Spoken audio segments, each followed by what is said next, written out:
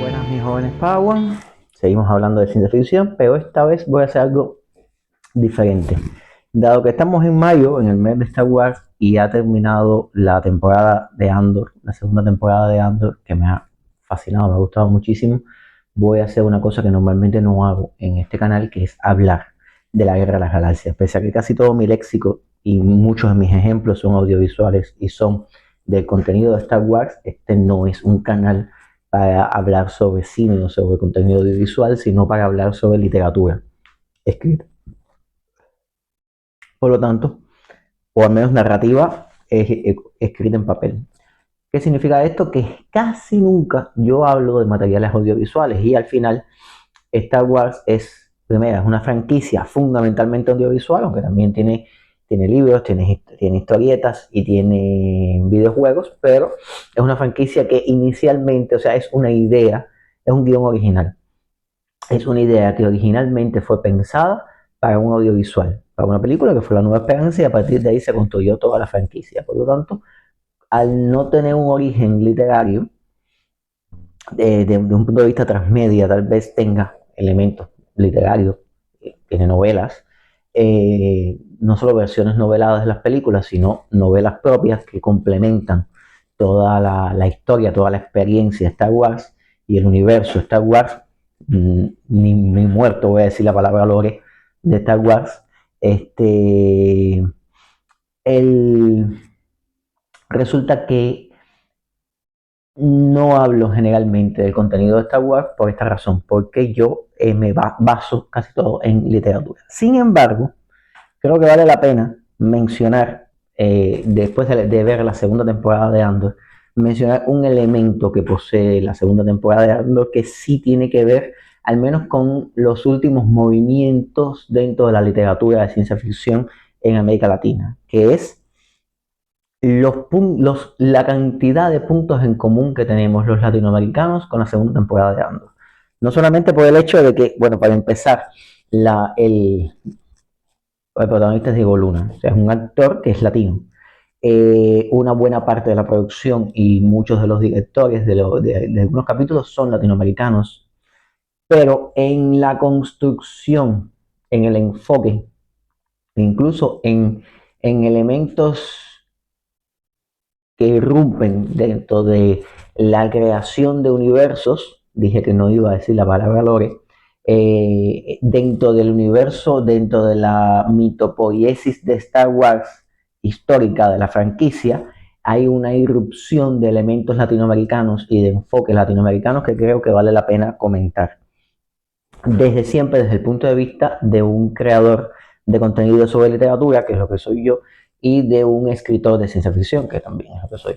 Por lo tanto, voy a dar elementos que tienen que ver con la ciencia ficción latinoamericana y cómo esta en cierta forma ha contaminado el, el universo de Star Wars y el enfoque que tiene Andor dentro del universo de Star Wars. Partamos del hecho de que Star Wars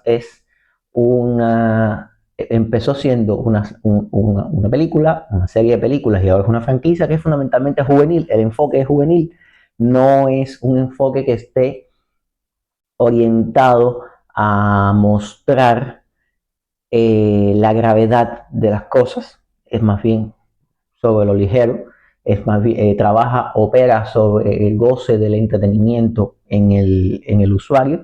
Sin embargo, es una saga o una franquicia que ha crecido, o sea que ya en el 27 cumple 50 años, hemos crecido con ella, o sea, yo la vi estando en la primaria y ya yo tengo 50.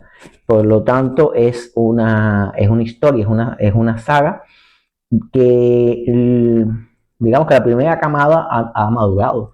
Por lo tanto, es lógico pensar que haya también un goce de una capa de mayor profundidad, que es lo que nos da Andor. Andor es otro enfoque. Ya Rogue One nos daba otro enfoque. Yo recuerdo que en su momento, cuando vi Rogue One, yo dije, es una película excelente, le sobra la Guerra de las Galaxias, le sobra Star Wars. Es decir, tú me quitas los troopers, me quitas las escenas con Vader y tengo igualmente una buena película en un Imperio Galáctico genérico. El enfoque de Rogue One estaba más orientado a cuestionar las rebeliones, dónde termina el terrorismo y dónde comienza el movimiento independentista o el movimiento liberador, dónde termina, dónde dejas de ser un héroe para convertirte en un asesino. Y el personaje de Saw Gerrera me parece muy bien, muy elemental en este debate, en el debate inicial de Rogue One. Ahora, Andor da un paso más allá. Andor es una serie que le imprime a Star Wars un rigor que no tenía hasta ese momento y un enfoque de ciencia ficción un poco más dura, de ciencia ficción un poco más orientada a dura en términos de verosimilitud, de rigor, no de la parte científica, los sables de luz siguen siendo sables de luz y los destructores estelares, pues cuando explotan siguen cayéndose abajo. Igual no me molesta, igual hay un goce en eso, pero ya hay un elemento de más seriedad ante la política y un enfoque mucho menos primermundista. ¿A qué me refiero? No estamos hablando solamente por el hecho de que en la primera temporada hay planetas completos que parecen América Latina, por la estética y por el enfoque. Yo como cubano con Niamos me sentí muy identificado, que es un planeta que sale un rato pequeño, es un planeta obviamente lleno de playas y de hoteles, donde el primer personaje que sale es una mujer sexualizada mulata. Me sentí como en La Habana, lleno de hoteles y de playas, y que el personaje que luce pobre, que luce mexicano, como el personaje de Andor, que luce mexicano, y de momento un policía, es decir, un trooper, no un Stormtrooper, un Scout Trooper, lo para. Y a mí yo me sentí como en los años 90 cuando el policía te pedía el carnet. Que decía, oye, entonces ahí, espérate, ven acá. Espérate, trae el robot, vigílalo ahí, no sé qué, y el hombre ya lo meten preso. Se complica en una cuarta de tierra, como diríamos los cubanos. Digamos, me sentí como Cuba, y creo que los dominicanos, creo que en los países del Caribe que vivimos del turismo, hemos experimentado. El hombre común del Caribe, el homo caribense, se ha sentido identificado con el suceso con Niamos en la primera temporada. Entonces sí, tiene mucho del enfoque de América Latina y mucho de el sentir, de la profundidad y del rigor a nivel sociológico. Ahora bien, la segunda temporada de Andor, a mí me parece superior, incluso la primera, me parece además menos aburrida que la primera, un poquitico más dinámica. Eh, y me parece que mantiene un enfoque muy parecido al de la ciencia ficción latinoamericana actual. Vamos a sentarme, se transmitió en 3 arcos distintos, o sea, en grupos de 3 capítulos que son, digamos que arcos temáticos diferentes. En el primero voy a hablar de la escena de la violación o del intento de violación por parte del capitán del imperio. Eh, me he enterado que, o sea, he visto que ha habido mucha polémica respecto a que si una escena con esta crudeza debía estar o no en Star Wars. Comprendo las personas que exigen que se respete el contenido histórico de Star Wars, ¿cierto? Estamos de acuerdo con eso. Como seguidor de Star Wars o como persona que veo Star Wars con mis hijos, o sea, que empecé viendo Star Wars solo y mi madre me decía, pues no entiendo cómo tú ves la locura esa, a pasar a ver Star Wars junto con mis hijos. Obviamente, este tipo de contenido no me agrada porque no es algo que yo le pondría a mis hijos, porque lleva una clasificación mayor, lleva más madurez para ser observada. Sin embargo, es un enfoque real, completamente, es un enfoque absolutamente realista dentro del nivel de realidad de fantasía. O sea, tenemos recuerden, tengo un video al respecto, tenemos un nivel de realidad que va desde lo real hasta lo absurdo, pasando por la ciencia ficción y por la fantasía, y un nivel de verosimilitud que va desde un tratamiento realista a un tratamiento ligero. Star Wars mantiene un tratamiento ligero dentro de un espacio que comparte con la ciencia ficción y la fantasía. Andor está un poco más realista.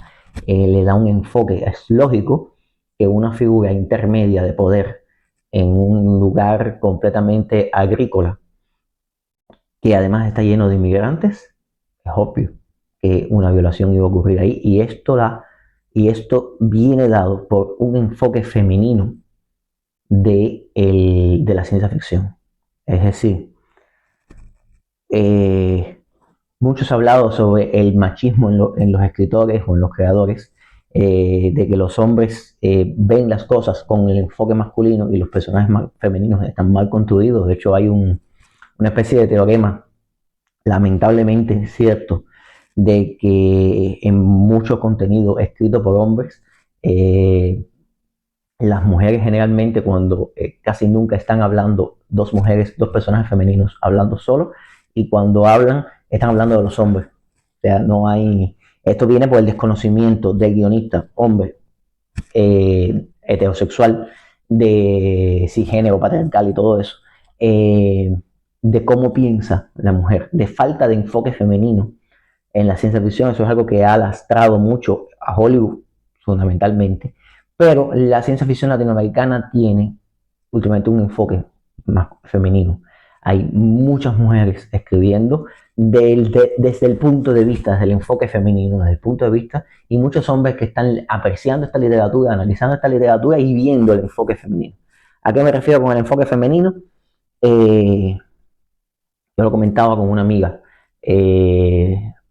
Un aeropuerto por la noche, un hombre va al baño en un aeropuerto por la noche y es normal. El aeropuerto está desolado, está vacío, tú vas al baño, vas y regresas. Una mujer lo hace y tiene miedo, porque hasta el que está limpiando puede ser un agresor sexual. Y ese punto de vista no es solamente, es un punto de vista femenino, pero no es un punto de vista que solo tienen las mujeres. Lo tenemos los padres de mujeres, los padres de niñas. Cuando tienes una niña que va al baño en un lugar público, tú vas hasta la puerta y vigilas quién está cerca. El padre de verdad, ¿no? El padre realmente preocupado. Entonces, el punto de vista femenino está también en los creadores masculinos si se percatan de él.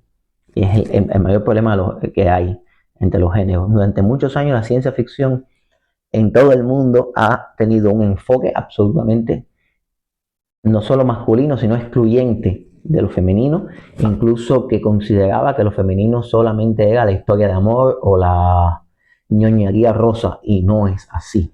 La historia desde el punto de vista femenino es más desgarrador, es más terrible y es más atemorizante.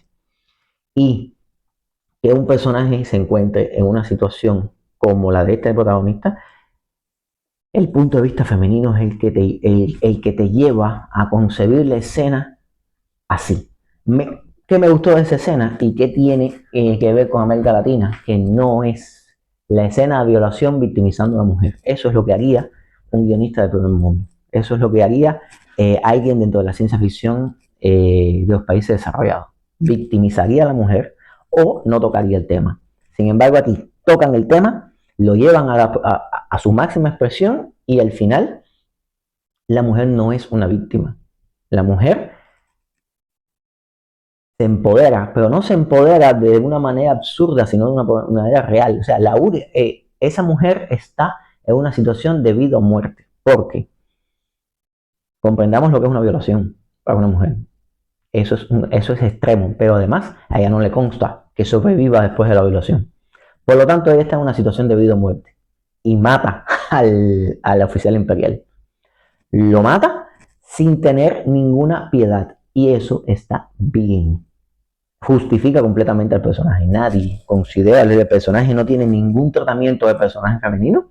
De hecho, es la contrapartida romántica del protagonista. O sea, es la coprotagonista. Es la coprotagonista sin ser victimizada y matando despiadadamente al oficial imperial. Y cuando lo mata, todos decimos, bien. Mata al chofer también, que se quedó callado.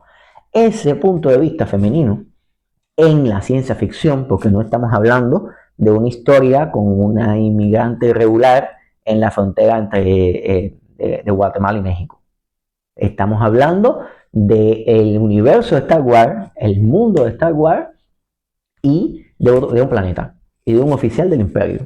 Es decir, es una historia de ciencia ficción con un punto de vista femenino brutal y que maneja una manera distinta de empoderar a la mujer.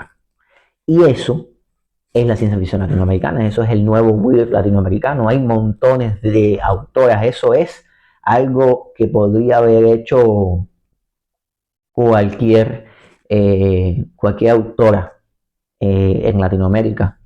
Podría haber escrito un cuento así, un cuento con esas características. Entonces, salto al siguiente arco, lo que me llamó la atención y me gustó del siguiente arco, que son dos cosas, ¿no? El arco de Gohan, creo que se llama el planeta, es nuevo para mí. El que hablan parecido a los franceses, que hablan un idioma parecido al francés, que tiene esta estética de la protesta. Es un homenaje a la resistencia francesa, del mismo modo que el imperio tiene históricamente una iconografía, una visualidad fascista. Sin embargo, o sea, Star Wars siempre fue una serie política, por lo menos desde el Imperio Contraataca quedaba claro que esos caminantes imperiales en medio del hielo eran una alegoría a la Unión Soviética, claramente. De hecho, la remasterización de las precuelas incluyeron escenas de la celebración por la caída del emperador y caída de estatuas del emperador, haciendo un clásico homenaje o guiño a la caída de la Unión Soviética y a la destrucción de los íconos de la era soviética, de las estatuas de Lenin y de Stalin. Por lo tanto, siempre fue política. Star Wars siempre ha sido política. Ahora bien, siempre fue política desde el punto de vista de los países desarrollados, desde el punto de vista de los países ricos. Siempre vio la Guerra Fría desde la oficina oval, desde cómo se ve la Casa Blanca. Para ellos la caída del socialismo era simplemente el triunfo del capitalismo y la caída de las estatuas de Lenin, que es lo que se representa en el regreso al Jedi. O lo terrible del socialismo era, en su momento, una historia de los 80, en el Imperio Contraataca, era los tanques rusos caminando. O sea, los AT-AT son los tanques rusos en medio de la nieve. Es la pesadilla, la escena de la batalla de Hoth es la pesadilla, es una gran metáfora de la gran pesadilla de un oficial de la OTAN de los años de la Guerra Fría. Eso no cabe duda. Ahora bien, ¿qué pasa aquí? ¿Qué detalle hay aquí? Mantenemos la cosa política, pero ya estamos hablando de control de la información. Estamos hablando de narrativas. Estamos hablando de protestas organizadas en un lugar donde va a ocurrir una masacre y esa masacre está programada. Estamos hablando de gente saliendo a protestar que está siendo empujada a esa protesta por gente que los está manipulando. Eso es América Latina.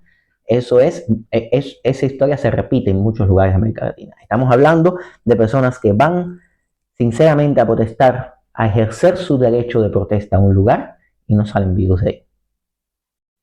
Estamos hablando de reclutas de un régimen que son llevados de carne de cañón conscientemente por sus superiores. Estamos hablando de sargentos que temen por la vida de sus soldados.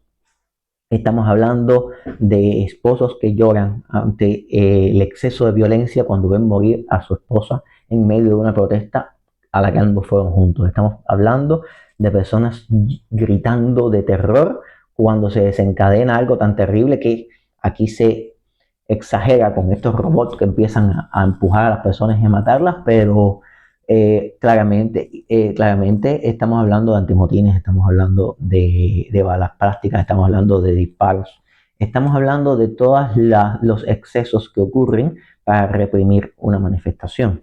Eso es América, eso ha sido América Latina, ese enfoque, el enfoque de lo terrible y también los grises en la masacre de Gotham.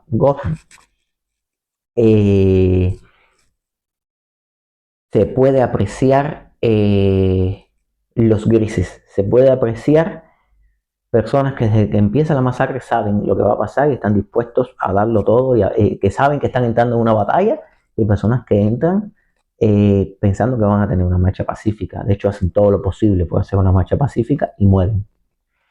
Y personas que son suficientemente malas personas como para saber que va a haber una masacre y la van a ejecutar porque ese es su trabajo, y personas que simplemente están pensando inocentemente, víctimas del totalitarismo, pensando que pueden contener una manifestación y que no son víctimas de los estados de opinión, de algo que ya está preestablecido que va a ocurrir de manera terrible, que no tiene manera de ser evitado, porque ya fue diseñado el, el, el, la acción terrible, que no ocurrió por el calor del momento. Y el otro punto que me parece mucho más interesante, que es el siguiente capítulo, que es el capítulo del discurso de Mon Mothma, es el capítulo dedicado a la manipulación de los estados de opinión. Esto me resultó muy llamativo desde como cubano, como caribeño, como latinoamericano, y sin meterme en mi polaridad política o mi relación con la manipulación de los estados de opinión, sino teniendo una visión un poco más general y más latinoamericana. Los estados de opinión se manipulan y al gobierno, al Estado, se le teme siempre, sobre todo cuando tú sabes que está manipulando los niveles de opinión. Y la escena que más me conmovió, que eh, me conmovió incluso más que el discurso de Mothma, es cuando se llevan al congresista, al diputado, al parlamento, al representante del planeta donde ocurrió la masacre. Y le está diciendo al resto de los congresistas, de las personas del Senado, de los senadores, le está diciendo, digan algo, nadie va a decir nada. Y se lo llevan preso y todo el mundo sabe. O sea, la propia Mothma calla. Que el punto de vista de casi toda la serie esté desde la parte imperial, esté desde el Buró de Seguridad Imperial, me parece maravilloso. Desde el punto de vista de las personas de la seguridad de Estado, los controles interiores, de la policía política, eso me parece excelente, porque el hecho de que están en una aparente democracia y sin embargo todo el mundo tiene micrófono. Cuando Mon se entera de que tiene un micrófono y está preparando un discurso disidente y se entera del micrófono, lo rompe y de momento se ve que el micrófono deja de transmitir y el Buró de Seguridad Imperial todos los senadores tienen micrófonos. Y dice, el de Mon se apagó, parece que pasó algo. Esa escena me parece brutal. Eh, Juega mucho, la serie juega mucho, ya para terminar, juega mucho con este enfrentamiento o sea, el mundo completo está en un conflicto, pero hay un enfoque desde el primer mundo, desde el privilegio, y el privilegio no significa estarla pasando bien. Mothma es una senadora en Coruscant, es una metáfora, es una idealización de la persona buena del primer mundo, la persona que tiene un privilegio, pero eso no significa que no sufra, porque sufre. Ella está sufriendo, su hija se tiene que casar en contra de su voluntad, prácticamente ha tenido que vender a su hija, ha perdido amigos, su matrimonio ha sido destruido y ella está bailando en medio de la boda de su hija, siendo el peor día de su vida, al mismo tiempo que una mujer en un planeta distante está siendo violada o intentando ser violada. Las dos sufren, sí, claro, las dos sufren, unas más que otras. Y esto es el tercer mundo contra el primero. Y creo que ese conflicto de respetar el conflicto del primer mundo, pero dejar claro lo que el privilegio significa, de que hay llantos y llantos, hay sufrimientos y sufrimientos, todos sufrimos, pero hay niveles y niveles. No es lo mismo sufrir en Europa que sufrir en África. El, y esto creo que llega a la crisis, al momento cumbre, en el momento en el que Andor está rescatando a Mothma. Aparece la gente del Buró de Seguridad Imperial en el equipo que iba a extraer a Mothma, y Andor simplemente aprovecha una oportunidad, dispara y mata a la gente y sigue. Y Mothma le dice, mataste a esa mujer a sangre fría. Y Andor le responde, bienvenida a la rebelión. Bienvenida a la rebelión. Esta lugar se basa en frases icónicas, que la fuerza te acompañe, el lado oscuro es más fuerte, this is the way, el camino sí es, bienvenida a la rebelión. Esa creo que es una de las frases que se van a convertir en frases icónicas, bienvenida a la rebelión, y me parece una frase icónica que representa a América Latina y representa el tercer mundo, es bienvenida a los problemas de verdad. Todos tenemos problemas, yo te respeto eso, pero si realmente quieres hacer la diferencia, tienes que pasar, o sea, el privilegio se puede ver como una carrera en la que tú tienes ventaja, y eso no significa que tú no te esfuerces en llegar a la meta, pero también tiene que ver que cuando tú vas en contra de la carrera, es decir, cuando llegas a la rebelión y vas a luchar contra el sistema, contra corriente, la persona que tiene el privilegio tiene que luchar más para, para llegar a la rebelión. El que tiene, porque tiene más cosas que perder y tiene que desilusionarse más y tiene que pasar por más barreras que la persona que no tiene nada que perder, que ya está. La persona que vive en el país pobre ya ha pasado por más cosas, ha normalizado comportamientos que son impensables para alguien del primer mundo. Y esto, bienvenido a la rebelión. O sea, me parece icónica la frase, me parece una crisis perfecta y me parece la mejor manera de mostrar el desequilibrio norte-sur, el problema de el reflexionar sobre el privilegio sin criticar a los privilegiados. El mundo se divide en gente buena y gente mala, y da igual si la gente buena es privilegiada o no, y da igual si la gente mala es privilegiada o no, son decisiones que se toman y trabajos que se pasan. Y entonces creo que esa situación me pareció excelente y me pareció una vez más un punto de vista desde la ciencia abordado.